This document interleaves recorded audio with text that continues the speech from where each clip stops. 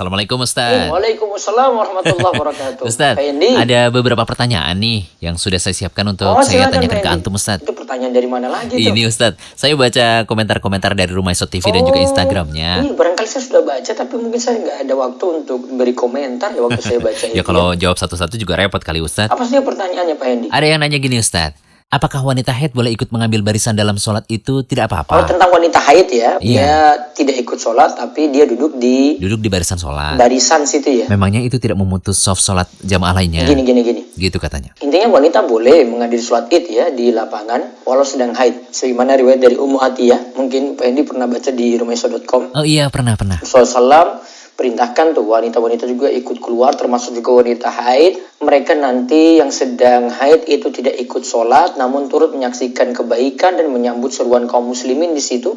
Dan Mereka ikut juga ya? mereka ya tidak ikut sholat. Mereka ketika itu baiknya ya tidak berada dalam shaf, tapi nanti di Belakang kali ya Ustaz? belakang gitu. Jadi sendiri, jangan gabung dalam shaf. Oke. Jadi jawabannya seperti itu. Terus ada yang nanya gini, apabila hanya ada suami istri saja, apakah boleh berjamaah? Oh ya, taib. Ya kalau mau berjamaah ya Ya boleh lah ya Ustaz. suami istri seperti ini boleh-boleh saja. Sebenarnya tidak ada syarat minimal ya. Saya tidak mengetahui kalau harus dengan 4 begitu baru dikatakan sah untuk sholat id ya. Oke.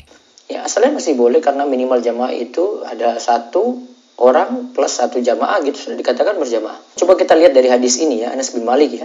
Dia perintahkan budaknya Ibnu Abi Utbah di Az-Zawiyah. Maka beliau ketika itu mengumpulkan keluarganya dan anak-anaknya dan sholat seperti sholat orang-orang di kota dan sesuai dengan takbir mereka.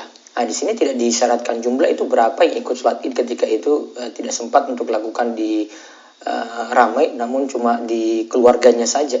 Ada lagi Pak Hendi? Nah, berikutnya ini tentang tata cara sholat id di rumah Ustaz. Gimana nih? Apakah sama gitu seperti biasa saat berjamaah? Oh, tata cara sholat id yang kita lakukan di rumah itu sama seperti sholat id di lapangan ya. Jadi ada 2 rakaat, kemudian rakaat pertama itu ada 7 kali takbir tambahan, kemudian rakaat kedua ada 5 kali takbir tambahan. Sama persis seperti kita lakukan di lapangan. Oke, sama ya guys berarti. Ada lagi? Nah, kalau sholat id di rumah ini bisa dimulai dari jam berapa Ustaz? Kalau mau waktunya ya sama dengan waktu duha. Sholat id itu dari matahari meninggi. Kalau ulama Syafi'iyah itu katakan dari matahari terbit, namun dianjurkan untuk diundur mulai dari matahari meninggi ya setinggi tombak kira-kira 15 menit setelah matahari terbit. 15 menit setelah matahari terbit. Jadi misalnya di Jogja ya taruhlah jam 5:30 matahari terbit, maka tambah 15 menit. Berarti dari jam 6 kurang seperempat itu sudah mulai boleh sholat duha dan juga sholat id. Dan berakhir ketika waktu zawal. Waktu zawal itu kapan Ustaz? Waktu zawal itu menjelang waktu zuhur, sekitar 10 atau 15 menit sebelum zuhur. Ada lagi? Kayaknya udah cukup nih Ustaz. Nanti kalau ada pertanyaan lagi, next time saya hubungi Ustaz lagi deh, insya Allah. Siap Pak Hendi. Syukran ya Ustaz. Assalamualaikum. Waalaikumsalam warahmatullahi wabarakatuh. Semoga Allah menjaga antum terus Pak Hendi, terus istiqomah. Amin. Allah ibarik fiik. Raih ilmu bersama Ustaz Muhammad Abdul Twasikal.